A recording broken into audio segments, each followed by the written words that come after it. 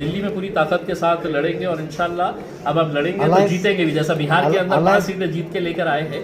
Alliance हो ना हो, छोटा पीछे कौन आता है पता नहीं है, शेर अकेले सवारी करेगा।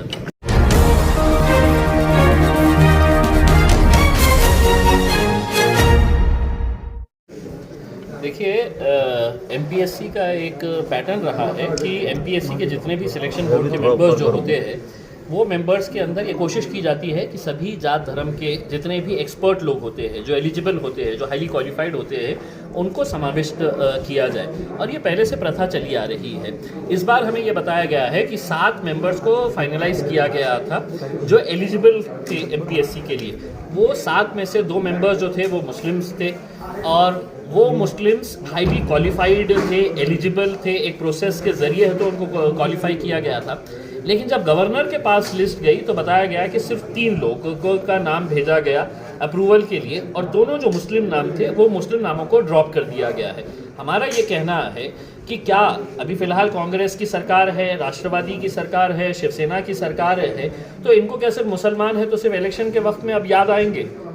आप एमपीएससी के अंदर अगर एक मराठा देते हैं, एक ओबीसी देते हैं, एक एससी कम्युनिटी का अगर देते हैं तो मुसलमानों को भी एक रिप्रेजेंटेशन मिलना चाहिए। और ये पॉलिटिकल नहीं होता है, ये हाईली क्वालिफाइड जो कम्युनिटी के लोग होते हैं उनको मिलना चाहिए उसमें। लेकिन आप इनका नाम ही नहीं फॉरवर्ड कर रहे हैं, तो इसके लिए हम जवाब चाहना चाहेंगे आदरणीय पवार साहब से, आदरणीय नितिन पाटोले साहब से, अशोक चौहान साहब से, उद्धव ठाकरे साहब से कि आपको किसने कहा था कि मतलब ये चौथा नाम नहीं भेजने का है करके।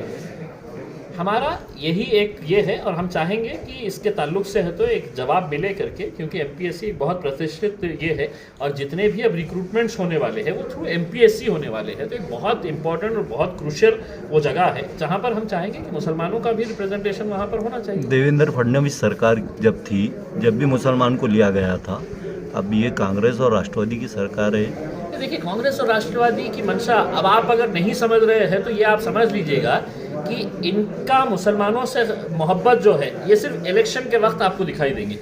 इतना दिल खोल के ये मोहब्बत करते हैं कि आंख से आंसू निकल जाना कि देखो कितने चाहने वाले लोग हैं करके। लेकिन जब मुसलमानों की तरक्की की बात आती है, मैं तो आपसे यही कहूँगा ना कि अब कांग्रेस और राष्ट्रवादी को मैं खुली चुनौती दे रहा हूँ।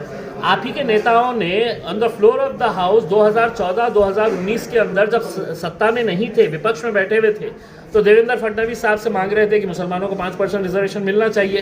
भाषण दिया आप लोगों ने और वो भाषण के अंदर कहा कि ये तो हाईकोर्ट ने कहा है आप दो, भारतीय जनता पार्टी दो करके। भारतीय जनता पार्टी ने नहीं दी और देगी भी नहीं कभी।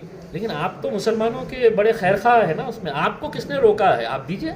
कोर्ट से निर्णय हुआ है 5% देना चाहिए रिजर्वेशन, फिर भी उसको तो भी समझ में आता है ना उसमें जी। लेकिन इनके जो गुलाम है नीचे के, इनको छोटा छोटा ओहदा चाहिए। इनके जो जितने भी कार्यकर्ता है मुसलमानों के, इनको कौम से कोई लेना देना नहीं है। इनको एक छोटा सा ओहदा मिल गया है, एक फ़ोटो खिंचा लिए अपने आका के साथ, अपने बॉस के साथ, तो बड़े खुश कि हमने देखो फ़ोटो खिंचाया हमारे बॉस के साथ। बस इसी के अंदर इनकी राजनीति ख़त्म हो रही है।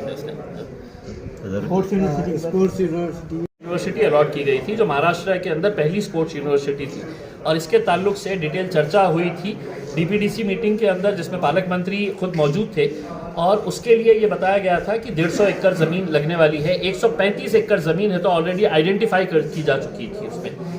अब वो जब स्पोर्ट्स यूनिवर्सिटी ऑलमोस्ट फाइनल हो गई थी, उसको है तो आपने है तो पूना लेकर चले गए हैं। हमको बताया गया है कि राष्ट्रवादी कांग्रेस के दबाव के अंदर है तो ये यूनिवर्सिटी यहाँ से हटाई गई है। तो अब हमारा ये सवाल है कि शिवसेना इसको तो अपना गढ़ कहती थी, आपने जाने कैसा दिया है कि आपके इस गढ़ से क्या आपकी राजनीति सिर्फ आप तो नाम के हद तक है कि हमारे को बस औरंगाबाद का नाम बदलने का है, विद्यापीठ चले जा रही है। ये मुद्दा कोई इम्तियाज़ जलील का या एमआईएम पार्टी का नहीं है, ये हमारे ज़िले के भविष्य से ताल्लुक़ रखने वाला मुद्दा है। तो इसको राजनीतिक चश्मे से ना देखते हुए तमाम राजनीतिक पार्टियों ने, चाहे वो कांग्रेस हो, राष्ट्रवादी हो, भारतीय जनता पार्टी हो, शिवसेना हो, आप लोग इसका नेतृत्व करिएगा।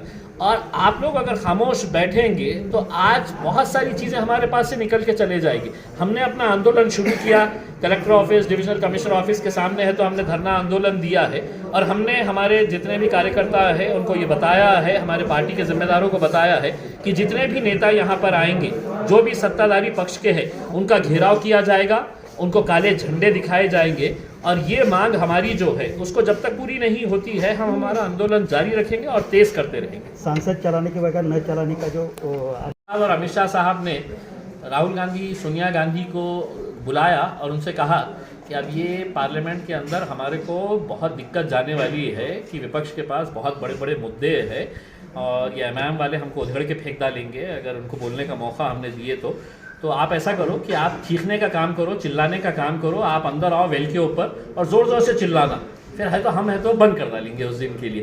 तो ऐसा लगातार 3 हफ्ते से यही नाटक चल रहा है। हमारा ये कहना है कि अगर बोलने का मौका मिला तो पेगासस जो सॉफ्टवेयर इजराइल से खरीदा गया है, बेचने वाले ने बोला कि मैंने हिंदुस्तान को बेचा हूँ क्योंकि मेरा बहुत करीब का देश है, ऐसे 12 देशों को बेचा हूँ, तो उसके ऊपर हम सवाल करेंगे।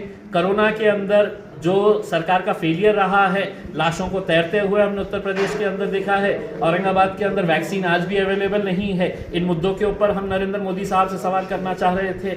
हम है तो पेट्रोल और डीजल, मोदी है तो मुमकिन है 100 रुपये से ऊपर चले गया है, इसके ऊपर हम सवाल करना चाह रहे थे। हम बेरोजगारी के ऊपर सवाल करना चाह रहे थे।